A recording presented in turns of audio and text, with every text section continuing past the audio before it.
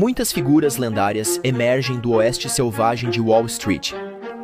Alguns se destacam por suas qualidades notáveis, alguns por suas péssimas características, alguns por aumentar demais os preços, outros por superar o mercado por anos. Mas Carl Icahn? Bem, ele é conhecido por outra coisa.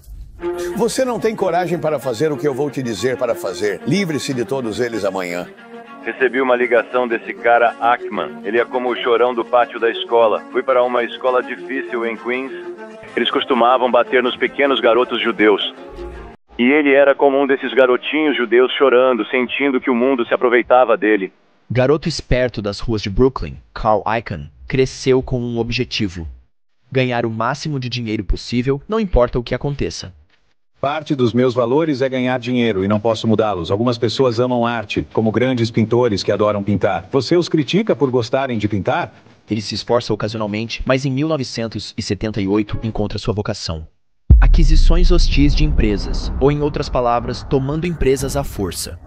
Para a maioria, as aquisições hostis não valem a pena. São jogadas de alto risco, muito públicas e sangrentas. Icahn não se importa, ele acredita que pode lucrar com isso.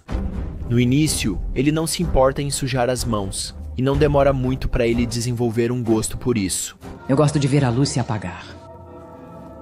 Icahn transforma aquisições corporativas em uma arte, fazendo-as parecerem fáceis. Todas as pessoas em seu negócio, pessoas que estão no negócio, estão assumindo empresas.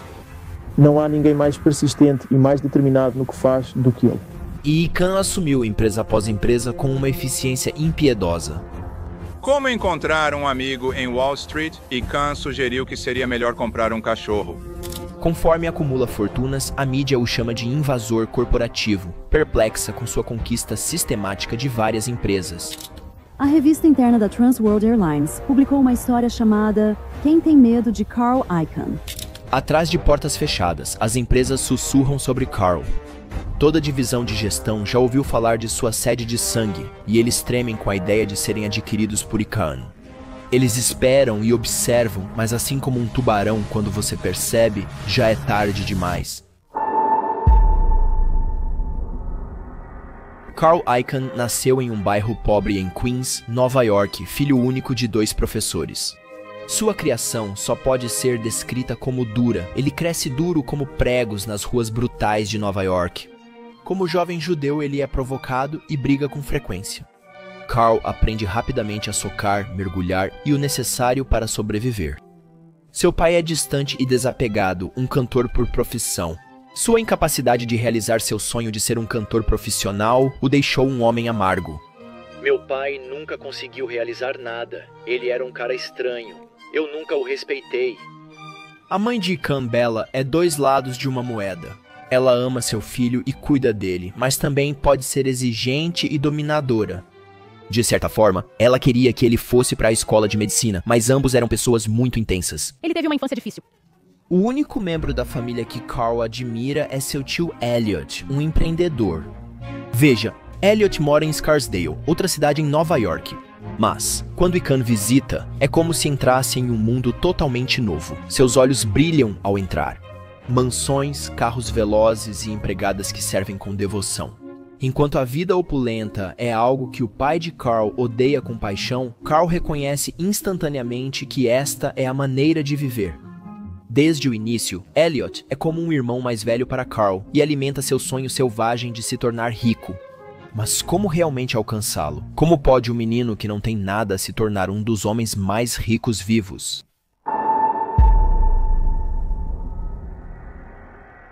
E então eu realmente queria sair de lá. Eu era muito inteligente na escola e eu tinha boas notas. Eu fiz os exames de admissão para a faculdade e acho que fui o melhor em Queens. Com sua ambição acesa, Carl começa a desafiar as probabilidades desde uma idade jovem. Como um ávido leitor, ele tem excelente desempenho escolar. Ao frequentar a escola local, ele recebe uma oportunidade única: uma bolsa de estudos para a Academia Woodmere, uma ilustre escola particular. Uma oferta rara e para Carl é a sua primeira chance de realmente ir a algum lugar. Tudo o que ele precisa é que seus pais assinem. Mas quando ele entrega a oferta aos seus pais, eles a proíbem, preocupados com os valores a que ele seria exposto. Um golpe no estômago, mas Carl não desiste. Mais tarde, ele se candidata a universidades da Ivy League. Ninguém na história de sua escola secundária jamais foi aceito em uma universidade da Ivy League. Isso simplesmente não acontece, mas acontece para Icahn. Ele é aceito em todas elas e decide ir para Princeton. Número 1 entre as escolas listadas na categoria Universidades Nacionais. Eu queria Princeton, mas na hora de pensar em pagar a mensalidade, era apenas $750 na época. A moradia e a alimentação custavam $750. Meu pai disse que não voltaríamos atrás na guerra e que pagariam minha mensalidade. Agradeci a ele. Isso é ótimo. Agradeço muito. Então ele me atingiu. Eu disse, e quanto à moradia e alimentação, pai? Ele disse, você é inteligente. Precisa se preocupar com moradia e alimentação sozinho. Mesmo com a mensalidade coberta, Carl ainda tem que pagar o seu caminho. Então ele se torna criativo. Ele trabalha como garçom na praia de Lido, observando pessoas ricas tomando sol e bebendo martinis, a vida que ele deseja. Um dia, enquanto trabalha, ele vê algumas pessoas jogando um jogo de cartas e observa. É pôquer, e eles o convidam para jogar. Embora ele perca, ele pega 4 livros sobre o jogo, e quanto mais ele aprende, mais ele ganha. Eventualmente, ele ganha o dobro do seu salário em um fim de semana jogando pôquer. Foi assim que paguei minha moradia e alimentação durante meu período em Princeton. Ele se forma em Princeton com um diploma em filosofia, até escrevendo uma tese premiada sobre o critério empirista de significado, seja lá o que isso signifique. Mas Icahn não está mais perto de seu objetivo e, diante da decisão de se comprometer com uma profissão pelo resto de sua vida, ele agora se sente perdido. O homem que se tornará um tubarão impiedoso se encontra sem um senso de direção. À deriva no oceano, Icahn irá para onde a correnteza o levar. Fui aceito na faculdade de medicina e realmente não queria ir. Eu não queria ser médico, mas minha mãe era tão insistente que disse que é um mundo antissemita, portanto, seja um médico. No fundo, ele sabe que não quer isso, nunca quis, mas sua mãe insiste e pressiona. Eventualmente, ele cede e se matricula na Universidade de Medicina de Nova York. Mesmo sendo bom em medicina, ele odeia. Dividido entre agradar sua mãe e fazer algo que quer fazer, Icahn passa 2 longos anos estudando antes de chegar a um ponto de ruptura. O que sua mãe disse quando você desistiu da faculdade de medicina? Ela ficou decepcionada?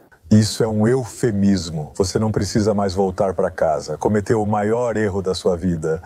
Icahn está tão perdido quanto quando começou, então ele vai para um lugar onde sua mãe não o encontrará. O exército. Ele não estuda muito lá, mas aprende disciplina. Ele aprimora seu instinto assassino e ele joga pôquer. Muito pôquer, e ele consegue ganhar $20 mil enganando seus camaradas. Isso é equivalente a $200 mil hoje. E ainda mais importante, enquanto no exército, ele finalmente descobre o que quer fazer. Ele quer ganhar dinheiro, como o tio Elliot faz nos negócios. E assim, o garoto flutuando com a corrente finalmente tem um farol para nadar.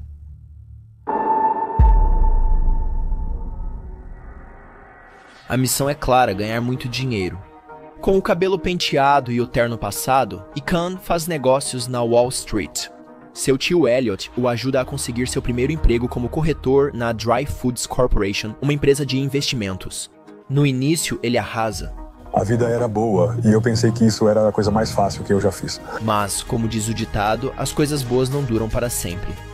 Em 1962, o mercado desaba e Icahn perde quase tudo o que fez como corretor.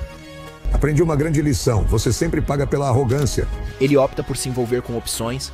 Algo que você precisa entender é que, naquela época, o mundo das opções era um lugar perigoso, cheio de golpistas, do tipo que venderiam suas próprias mães por um dinheiro rápido. Esses bandidos aplicam todo tipo de truques nos ingênuos, vendendo opções por muito mais do que valem ou disfarçando opções ruins para parecerem a próxima grande oportunidade de investimento. As opções eram uma ferramenta de investimento complexa, especialmente naquela época, por isso eles se safavam. Carl vê uma oportunidade e lança o Relatório de Opções de Meio de Semana, um boletim com dicas sobre opções. Você deveria ter recebido isso pela sua opção, mas recebeu algo diferente, foi enganado. Nos próximos anos, as pessoas se aglomeram em seu boletim informativo, uma luz nas negociações obscuras do submundo das opções. Isso permite que ele construa uma enorme rede e faça um nome para si mesmo como um profissional respeitável e respeitado, ambos úteis mais tarde. Ainda assim, para ser considerado um verdadeiro jogador naqueles dias, você precisa ter um assento na bolsa de valores. Quando o preço pedido por um assento é muito alto, Carl faz uma visita a ninguém menos que seu tio. Elliot Schnall, conhecido como Tio Elliot, ajudou Carl Icahn a começar. Em 1968, ele emprestou a Icahn $400 mil para que ele pudesse comprar um assento na Bolsa de Valores de Nova York. Com o dinheiro necessário, Carl finalmente consegue comprar um assento na Bolsa de Nova York. Com isso, ele funda a Icahn Co., sua própria empresa. Icahn afirma estar ajudando os reais donos da empresa, os acionistas. Semelhante ao poker, ele trabalhou seu caminho até os grandes apostadores. Ele comprou um lugar na mesa e trouxe suas fichas. Ele não só pretende jogar, como também pretende vencer. Na verdade, ele rapidamente acumula uma fortuna estimada em $100 milhões apostando na conclusão bem-sucedida de fusões e aquisições. Deixe-me dizer novamente, $100 milhões. Não sai facilmente da língua? Você tem alguma ideia do que faria com $100 milhões? Talvez você pare de trabalhar na hora e se aposente nas Bahamas. Icahn conseguiu. O garoto que veio do nada agora tem tudo. Dinheiro, prestígio, poder, a vida que ele ansiava, a vida que ele sonhava. Mesmo assim, para Icahn, $100 milhões não constituem uma aposentadoria dourada. É um cofre de guerra e Icahn está prestes a incendiar o mundo. Embora claramente talentoso nisso, Carl está cansado de apostar no destino das aquisições da linha de lado. Ele quer jogar, e um dia, nos anos 70, ele tem uma ideia. Carl viu aquisições impulsionarem os preços das ações e fazerem acionistas como ele ganharem dinheiro repetidas vezes. Sua grande ideia é, em vez de apostar nas chances de uma empresa adquirir outra, ele quer adotar uma abordagem mais prática. Ele quer entrar cedo, arrematar ações baratas de empresas com desempenho inferior e, em seguida, orquestrar uma aquisição. A melhor parte? Carl já tem um alvo em mente. Acreditávamos que a empresa estava subvalorizada e se encaixava no programa para mim, onde eu embarcava no ativismo, podendo ser um candidato à aquisição bloqueado pelo Chief Executive Officer e o conselho. O Chief Executive Officer tinha uma personalidade muito forte, mas acho que não sabia muito sobre o negócio. No dia 5 de janeiro de 1978, Icahn faz seu primeiro movimento. Ele pega o telefone e liga para o Chief Executive Officer da Tappan, Donald Blasius. Os dois trocam gentilezas. Icahn diz que está apenas ligando para se apresentar e que comprou algumas ações da Tappan em nome de seus clientes e dele mesmo. Na verdade, Icahn diz a Donald que pode até fazer um investimento considerável na Tappan no futuro. E ele achou melhor avisá-lo agora. Claro, Icahn não gostaria de assustar Donald com uma compra repentina de ações. Por fim, Icahn faz algumas perguntas inocentes sobre a empresa antes de encerrar a ligação. Donald não pensa nada da chamada outro grande corretor de ações comprando em nome de clientes. Só podemos imaginar Icahn sorrindo diabolicamente. Tinha sido mais fácil do que ele pensava. Como qualquer bom tático, ele se apresenta para Donald como educado, amigável e talvez até um pouco lento. Na verdade, no entanto, Icahn está apenas dando tapinhas nas costas dele para encontrar um bom lugar para a faca.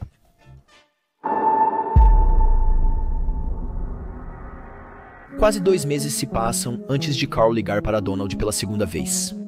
Desde então, ele cumpriu o que prometeu, comprou muito mais ações e afirma estar apostando que a Tappan será assumida ou adquirida. Mas quando perguntado se Icahn pretendia pessoalmente executar uma aquisição, ele garantiu a Donald que não estavam no negócio de aquisições. Após a ligação, ele compra mais ações, aumentando sua participação para $3 milhões. Agora que Donald confia em Carl, Carl continua testando-o. No dia 9 de maio, Carl organiza uma reunião com a administração da Tappan e tenta arranjar um casamento entre a Tappan e outra grande empresa de eletrodomésticos, mas Blasius não aceita e o negócio não se concretiza. Então Icahn parte para o ataque. Ele compra ainda mais ações. Neste ponto, ele possui 5% da Tappan. Novamente, Carl acalma as suspeitas de Blasius, assegurando-lhe novamente que isso não é o início de uma tomada de controle. Enquanto isso, Carl continua ansiosamente tentando encontrar empresas que comprarão a empresa. Contanto que Tappan seja comprada, Carl certamente fará um lucro arrumado. O problema é que Donald e a gestão da Tappan não aceitarão isso. Em 20 de fevereiro de 1979, quase um ano após comprar suas primeiras ações na Tappan, Icahn revela sua estratégia decisiva. Ele liga para Donald Blasius e pede o impensável. Icahn solicita a entrada no conselho de diretores, uma jogada fria e calculada. Icahn sendo diretor significaria que ele teria voz em como a empresa é administrada. Donald vê Icahn como um bárbaro no portão e recusa-se firmemente. Icahn simplesmente dá de ombros. Ou você dá a ele o que ele quer, ou ele pega e o tempo para pedir acabou. Pela primeira vez na saga de mais de um ano, Tappan contra-ataca. Provavelmente ameaçado pelos ataques mais ousados de Icahn, Donald Blasius, Chief Executive Officer e chefe do conselho, reúne seus diretores e lança um míssil. Eles vão emitir ações preferenciais. Ações normais geralmente recebem um voto cada, mas ações preferenciais são como ações em esteroides, onde uma ação preferencial pode lhe dar 2, 5, 10 votos cada.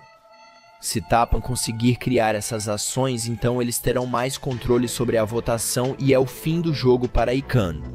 Mas para criar essas ações em esteroides, precisa passar por uma votação primeiro, uma entre todos os acionistas. A votação está marcada para daqui a um mês. O tempo é curto, deixando Icahn em desvantagem. E o palco está montado para uma confrontação final.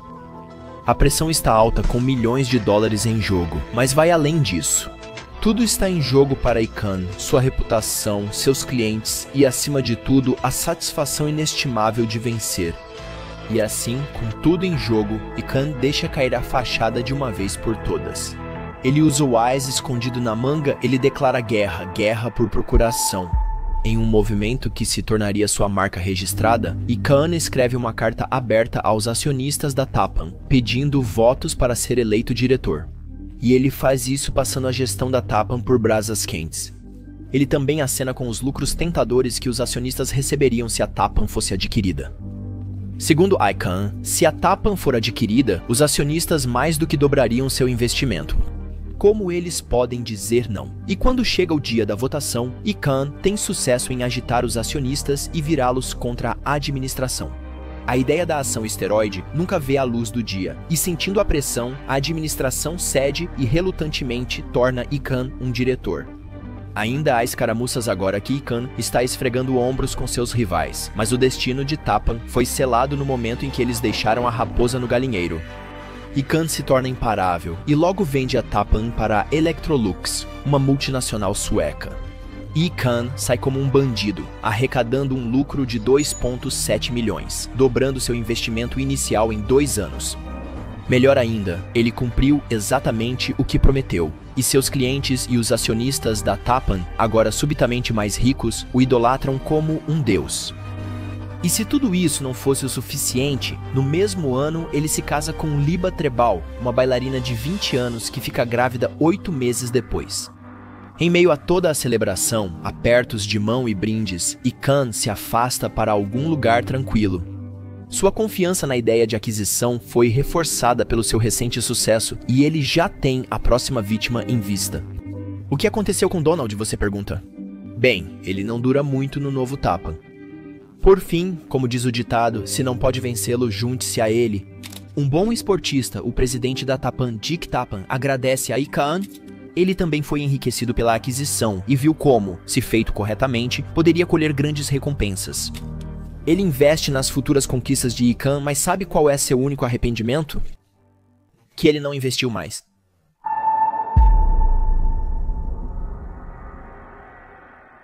Depois de Tappan, Carl Icahn parte para a guerra. Carl Icahn volta a ser notícia. Icahn é o homem que tem transformado os negócios americanos com suas ameaças ou aquisições reais de dezenas de empresas. Ele comprou sua primeira pequena empresa, Bayswater Realty.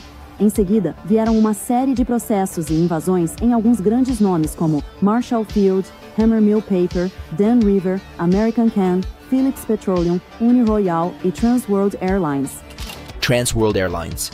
Carl Eichmann teve 17 ou 18 treinos antes de começar conosco. Recentemente, ele organizou um acordo arrasador para assumir a Trans World Airlines. O preço agora está perto de $1 bilhão, que ele ainda está levantando. E Khan conseguiu algo que a gestão da Trans World Airlines não conseguiu: concessões trabalhistas. Carl Icahn, injusto com os comissários de bordo. Ele era visto como impiedoso, porque demitia pessoas, cortava salários, reduzia rotas. A gestão da Trans World Airlines deveria ter feito isso há muito tempo, de fato. E enquanto a empresa entrava em falência, desviava dinheiro para si mesmo. Esse dinheiro é meu. Me preocupo com o resultado final, pois se eu perder, sou responsável perante a minha conta bancária. Texaco e Rest. A CF Industries, presidente do Conselho de Administração da Trans World Airlines, ele é o maior acionista da Texaco, detendo 17,3% das ações em circulação da Texaco e também o maior acionista da Estados Unidos Steel. Motorola. A Motorola é um exemplo perfeito de como Carl Icahn opera. Primeiro, ele seleciona uma empresa que considera mal gerida e com ações abaixo do valor justo. Há 2 anos, ele iniciou a compra de milhões de ações da Motorola. Agora ele controla mais de $1 bilhão em ações. Como ele costuma fazer, ele tem feito exigências para impulsionar o preço das ações em queda. Primeira, demita o Chief Executive Officer. Porque dizem que você é a pessoa que todos amam odiar. Amar odiar? Bem, você está ferindo meus sentimentos. Carl aperfeiçoa seu livro de estratégias de aquisição em uma arma bem ajustada. Isso é chamado de investimento ativista. Carl é um dos primeiros investidores ativistas e ele é possivelmente o melhor. As ações nas quais nos tornamos ativistas valorizaram $55 bilhões. Carl persegue empresas que acredita estarem muito subvalorizadas. Quer dizer, esse é o verdadeiro segredo. Você compra coisas, parece muito simples, mas é muito difícil de fazer. Quando todo mundo odeia, você compra. Então, quando todos as querem, você as vende. Quando ele acredita que a baixa valorização da empresa é devido a algo corrigível, como má gestão ou decisões equivocadas. Existem pessoas que administram empresas, mas não têm aptidão para o cargo, embora não sejam más pessoas. Existem muitas empresas onde o Chief Executive Officer não se importa, pois está ganhando muito dinheiro. Não é culpa de ninguém. Para ganhar dinheiro, Carl só precisa pressionar ou forçar a administração a fazer mudanças. Por que existe uma grande divergência entre o valor real de uma empresa e o que ela está vendendo? Pergunte a si mesmo, por que alguém estaria disposto a pagar $60 por um petróleo Phillips sem administração, mas apenas $35 com administração? O que isso diz sobre a administração? É simples. Uma corporação com administração vale metade do que vale sem administração. Ele possui um arsenal de ferramentas para pressionar a administração, como luta por procuração ou obtendo pessoalmente o controle majoritário da empresa.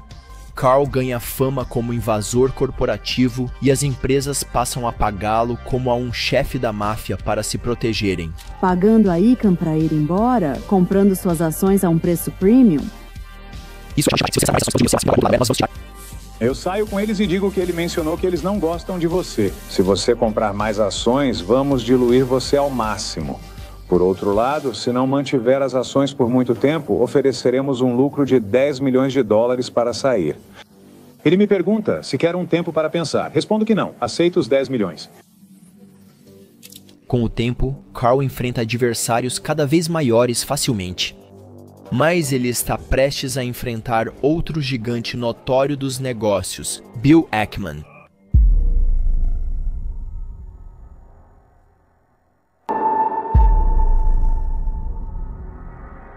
Wall Street é uma piscina cheia de tubarões famintos tentando se dar bem nos negócios.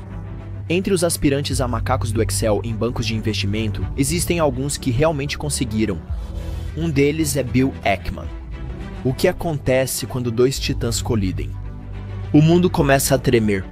Neste caso, pelo menos o mundo das finanças. Mas vamos começar do início. Lá em 2003, uma rixa se desenvolve entre Ackman e Carl Icahn. Os dois participam de um negócio envolvendo a empresa imobiliária Hollywood Realty. Ackman se sente intimidado e quer sair do negócio o mais rápido possível. Resumindo, Ackman vende sua participação para Carl por $80 por ação. Eles concordam que se Icahn vender as ações com lucro de 10% ou mais dentro de 3 anos, eles dividirão os retornos. A Hollywood Realty é adquirida por outra imobiliária por $136 americanos por ação, um aumento de 70% em um único ano. É quando Icahn decide aplicar algumas táticas de lobo de Wall Street. Carl diz "F você" e se recusa a pagar a conta para Bill, que claro, o odeia por isso. Imediatamente, Ackman leva Carl ao tribunal, e após uma batalha jurídica de 8 anos, Icahn é forçado a pagar $4,5 milhões americanos, mais 9% de juros por ano pelo tribunal. Em termos de dinheiro, isso é troco para ele. Mas ele odeia absolutamente ser humilhado e jura se vingar. Quando Bill aparentemente está na negociação de sua vida, Icahn decide jogar um balde de água fria. Em 2012, Ackman entra em uma posição vendida no valor de $1 bilhão, apostando contra a empresa de suplementos Herbalife. Sim, essa Herbalife. O preço já caiu significativamente e Bill afirma que está fazendo o trabalho de Deus. Ele não poderia estar mais errado. Apostar contra uma empresa é sempre arriscado, especialmente uma que ganha dinheiro com idiotas. Icahn está procurando se vingar e compra ações da empresa aparentemente moribunda, elevando o preço das ações a novos patamares. É como uma guerra de cabo de guerra. Icahn está posicionado para lucrar se as ações subirem. Bill, se o preço das ações cair, uma coisa é certa, alguém vai se queimar. Essa ida e volta leva a dupla a aparecer na entrevista de televisão mais lendária de todos os tempos. Ele é como o chorão no pátio da escola. Eu estudei em uma escola difícil em Queens, onde eles costumavam bater nos meninos judeus. E ele era como um desses pequenos meninos judeus chorando que o mundo estava se aproveitando dele. Eu estava preocupado em lidar com Carl Icahn, pois infelizmente ele não tem uma boa reputação. Este cara não é honesto, não mantém sua palavra e se aproveita das pessoas pequenas. Ackman é um mentiroso. A briga deles continua até que Ackman eventualmente tem que sair do negócio com enormes perdas, enquanto Carl ri a caminho do banco. E enquanto você está nisso, por que diabos você ainda não se inscreveu e ativou as notificações de sino? Vergonha de você.